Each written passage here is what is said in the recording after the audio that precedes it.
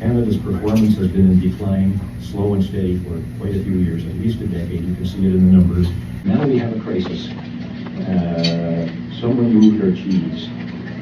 And like snip and scurry, it's essential for us to find new cheese. And that's where our dinner keynote speaker comes in, Alan Barnard. Alan is a researcher and an educator and one of the carriers of the genetic code of theory of constraints that comes from among the brightest people in the history of systems optimization. The teacher part strikes me very personally.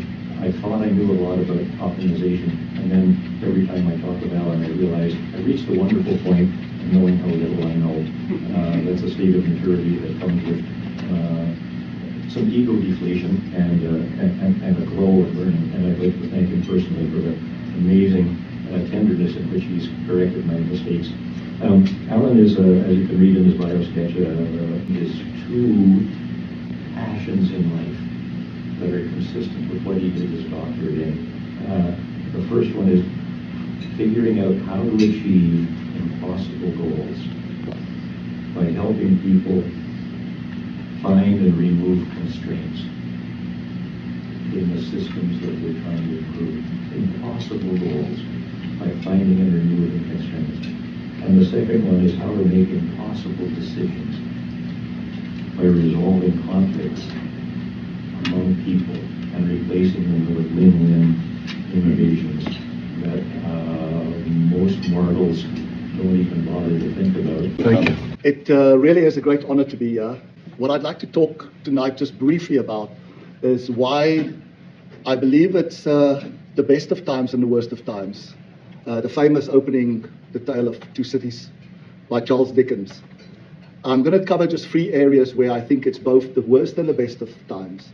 The first one is exponential growth. The second one is increased levels of VUCA that we face in our supply chains: volatility, uncertainty, complexity, constraints, and ambiguity of competing objectives. And of course, the third one will be the rise of AI, humanoid robotics, and soon quantum computing. So let me start with the first one, and each one I'll introduce with a quote that has both inspired and haunted me in each of these 3 areas.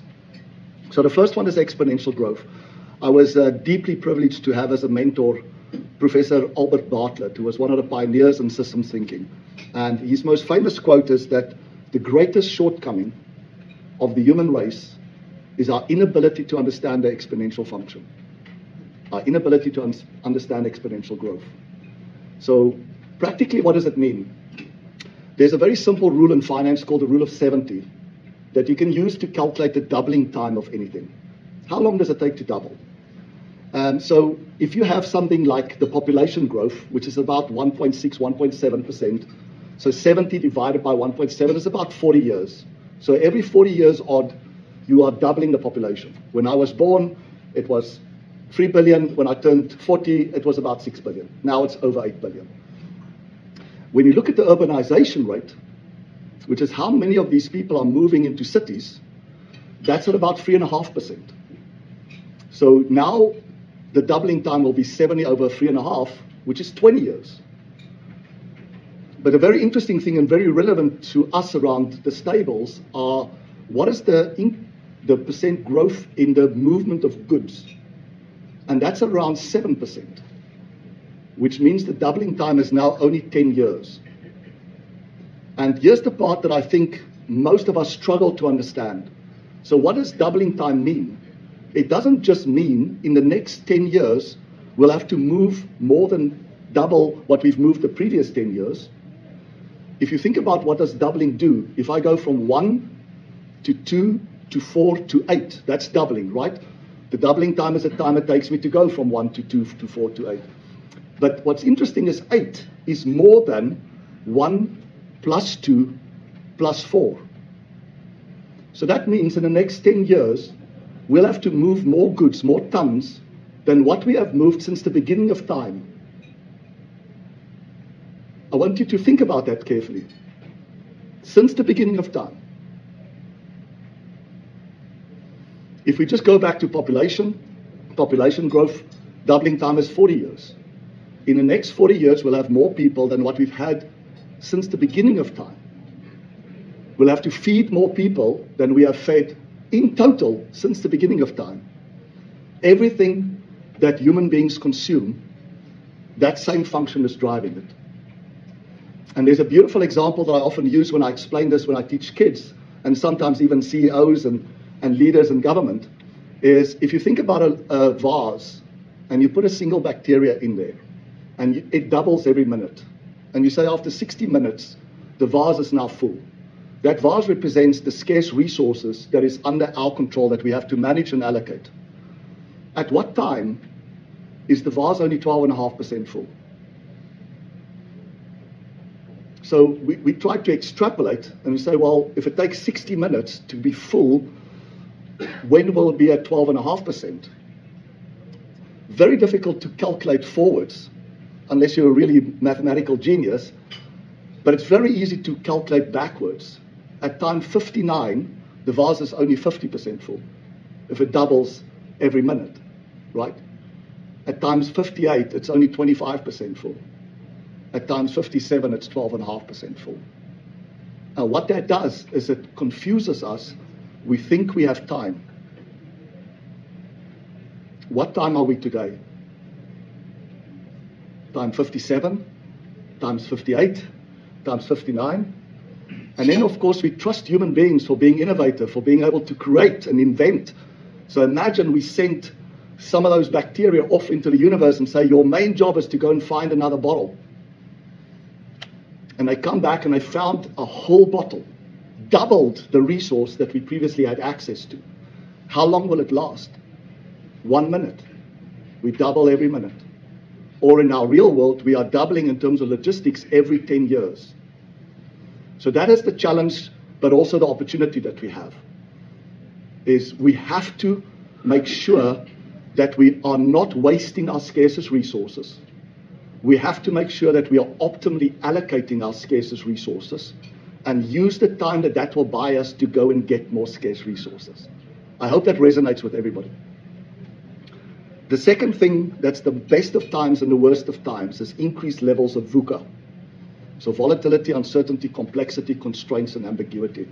And a quote that both inspires and haunts me about that is by Jean-Baptiste Perrin, who was a famous French physicist. And he said that the aim of all science should be to substitute visible complexity for invisible simplicity. There's a lot of visible complexity in the world. Right? It takes a lot of courage and a bit of wisdom to find the invisible but inherent simplicity. In science, if you think about E equal to mc squared, mathematically it's one of the simplest correlations between three variables, but it explains an enormous amount of visible complexity. It took time to discover that. And the thing that I'm most passionate about is about being able to find constraints. Why? Because whether your link or your chain has got 3 links or 30,000 links, how many weakest links are there? 1. Always. Not sometimes, but always. That is the invisible but inherent simplicity within any complex system. There's always one weakest link. If your goal is to strengthen the chain, find and strengthen the weakest link. If your goal is to shorten the chain, do things faster, then the weakest link is not important. Find the longest link and shorten that. If the goal is not to do more or to do it faster, but to do it better, more reliably, find and focus on the faultiest link. There's always one faultiest link. And if it's just too costly, find the heaviest link, the link that attracts the most OPEX and CAPEX, and focus on that. So that to me is the profound, inherent, but invisible simplicity within all complex systems. And the good news is the more complex it is, the more leverage you gain. If you have only 3 links, what's the leverage that you gain by just focusing on 1? It's 1 in 3. But if you have 3,000 links, the leverage you gain is 1 in 3,000. That's incredible. So I want to tell you just a simple story about how you can practically apply this in any environment. BHP, I co-presented with BHP. Almost 20 years ago, I got contacted. And I was asked to do a lecture, which is something I really enjoy doing, about bottlenecks and theory of constraints. And I arrived on site, and what I noticed was 60 big miners in a room, and the last thing they wanted probably to do at that moment was being lectured to.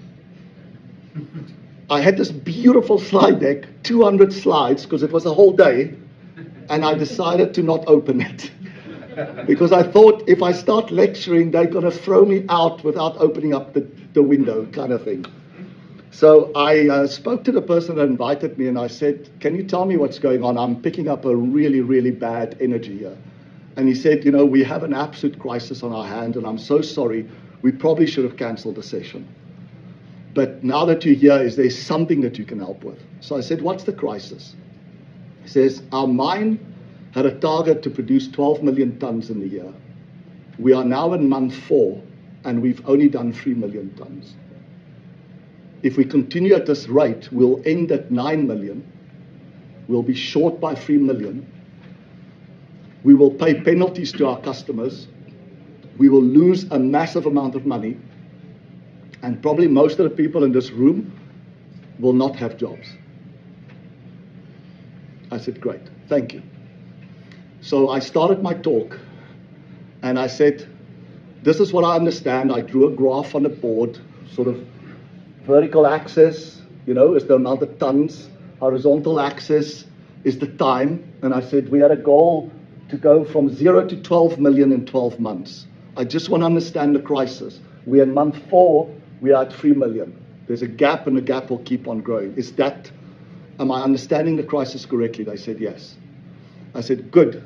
Today, we're only going to do 2 things. And to be very honest with you, I had no idea what number 2 was, but it felt like doing only 1 thing would have been not good enough. So I said, we're only going to do 2 things. I had a pretty good idea about number 2, but I wasn't quite sure. So I said, number 1 is, what I'd like you to do is, am I right to assume that your constraint at the moment is lack of budget and management attention? There's a lot of fires, and you're focusing everywhere. You have no management attention left for anything. And you have no budget left for anything because you're already behind. You can't ask for more money. And I said, absolutely. I said, good. So what we will do is we will start by looking at what is demanding and consuming your attention and budget. I said, we had flip charts. Please, all the leaders, go to the flip chart and write on every flip chart the title of some program or project or initiative that is currently consuming a lot of your attention and budget.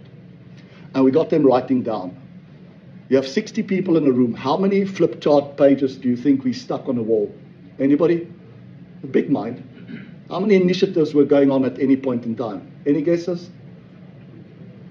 100. I stopped them. 100. And then I said, okay, we just agreed what the problem is, what the constraint is. We have fallen behind. We need more tons. Do you agree that if we can't produce more tons, nothing else matters? They said, yes. So I said, now I'm going to ask you a really unfair question. It's going to hurt. I apologize. It's going to be uncomfortable, but it's necessary.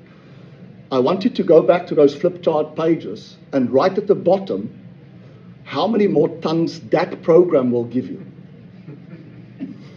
You're laughing because you probably know what happened, right? There was 101. How many do you think actually would produce more tons? 10%. 0. Okay, it's not that bad. It was 4, maybe 5. So I said, so guess what we're going to do today? Is we cannot start anything new because you don't have any management attention or budget left. The first thing that we'll have to do is to decide what to stop doing. And that's true when you've identified any type of constraint. The first thing you want to do is, what is this constraint doing that it shouldn't be doing? And it's easy to stop things that it's doing that's harmful. What's hard to do is to stop it doing things that is helpful, but only a little bit. Does it make sense to everybody? That's the hard part. All of these things indirectly will ultimately help the organization, but they were consuming and wasting the scarcest resource right now, which is management attention and budget at every level. So I said, can we stop 95? Please stand up if there's a good reason why not to stop it. And there were 5 cases where there were compliance issues that said unless we address this, they could literally shut down part of the mine or we'll be in deep trouble. So we agreed that we'll keep 10. Right? 5 of them was going to give us more tons. We added up the tons that would give, and there was still a big gap. They were producing about 750,000 tons a month. They had to be at 1 million. That was the plan. But remember, they're now behind. So every part of that chain had to produce about 1.125 million tons. So then I realized, okay, it's now the time to come up with step 2. So I said, are we ready for a coffee break? Because I need time to think about what step 2 is. I knew it had something to do with finding the bottleneck, the constraint, the one thing that will change everything.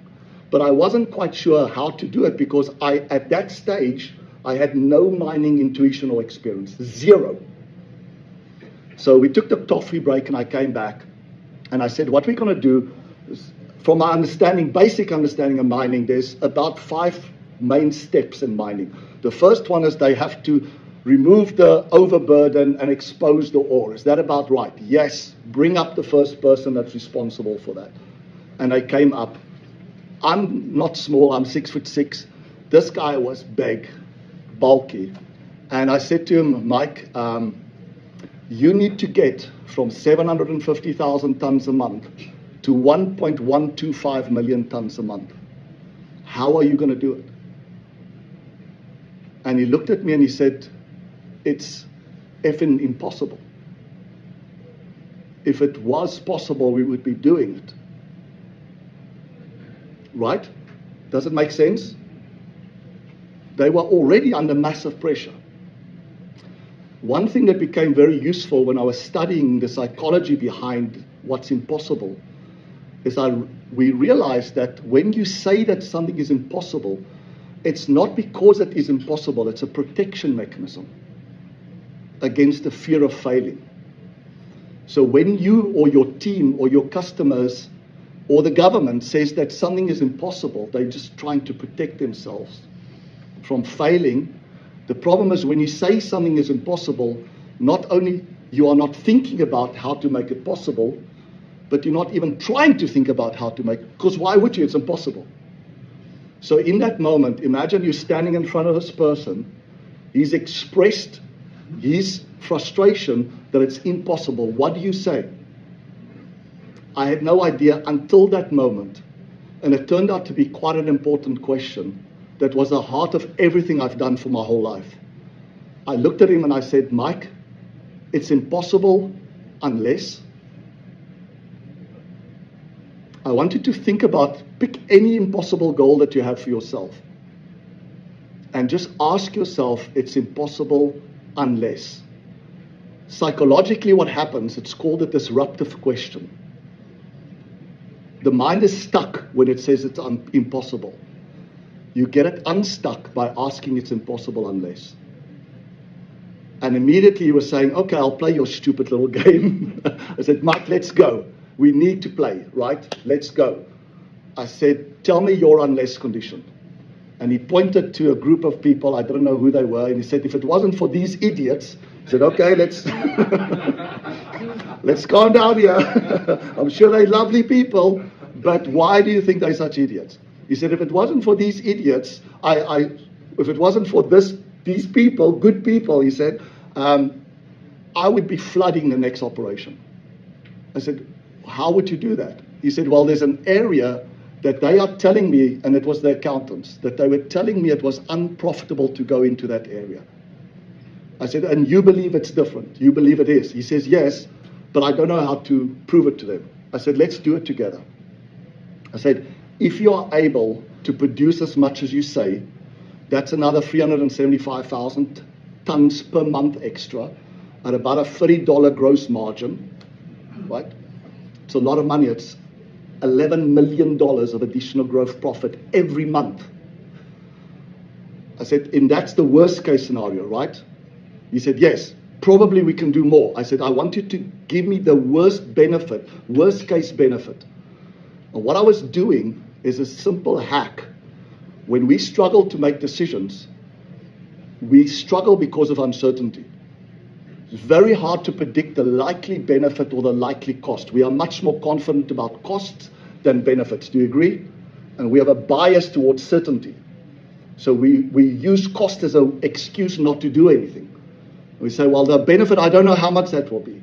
So a way to hack it is you ask them what's the worst case benefit, and then you ask them what's the worst case cost. I want you to think about that just for a moment.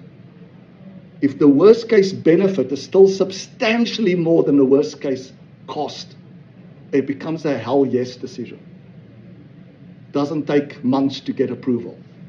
So I said, we know the worst case benefit is around 11 million a month. Best case might be 15, 16 million. I said, what is the worst case cost? Worst case, well, I'm going to have to hire these pieces of earth-moving equipment, and I just kept on adding up. I said, this is the worst case cost? Yes. I said, have you asked people for this? No, we don't have any budget. It was $1 million. And again, it was the same protection mechanism. Why ask for it if all I'll hear is no? Right? And in that instant, the answer was yes. So that's the second part, is increased level of VUCA is terrifying. But please remind yourself that there's always one next thing to do that could change anything. And if somebody says to you it's impossible, then ask it's impossible unless. I hope that resonates with everybody. So the last part that I want to talk about why it's the best of times and the worst of times, is AI, robotics, and quantum computers. There is no doubt, I've been in AI for almost 30 years now, maybe a little bit more. I built my first neural network when I was 15 years old. And I'll get emotional. The first time I built one, I realized this is amazing, but we're in deep trouble. Why amazing? Because these neural networks will help us do everything that requires knowledge much, much faster, much, much better, much, much cheaper. When it comes to knowledge work, it will overcome any capacity or capability constraint that we've ever faced. And, by the way, capital constraint, because it's so much cheaper. So it's going to democratize the access to knowledge like we have never seen before. A little kid in the middle of Africa with a bright idea, all that they need to know is to turn that bright idea into a simple prompt, and they can build software like this. In fact, I have an example of that. One of my passions is the affordable housing crisis. I wrote a book about it, From Crisis to Catch Up to Keep Up, similar to what we did with the mine, right? First thing is huge, how do we catch up? And then once we've caught up, how do we keep up when there's exponential growth? And so I decided that we were presenting to a group of stakeholders, and I needed a simulation model that can show how we got into this crisis of the affordable housing crisis. In South Africa in 1999 was the year that we built the most affordable houses in the history of South Africa. It was the last year of Nelson Mandela's presidency. We built 235,000 houses that year. First time ever it met the demand. Last year, South Africa built 34,000. The demand is now 500,000. I thought that was bad. My second home is America. Guess what year was the record in America for building affordable houses? Anybody wants to guess? 1945. A little bit better than that. 1970. They built 455,000 houses that year, the most ever built. Why? Because it was simple, it was fast, and it was profitable. So people built affordable houses. What has happened with all the best intended regulations? It's become extremely complex. It takes very long to get permissions, and it's unprofitable. So people have stopped building. So the essence of my message is, depending on where the goal is, there's this incredible leverage point that we have. If the goal is to do more, to make the change stronger, find the weakest link. Focus on it.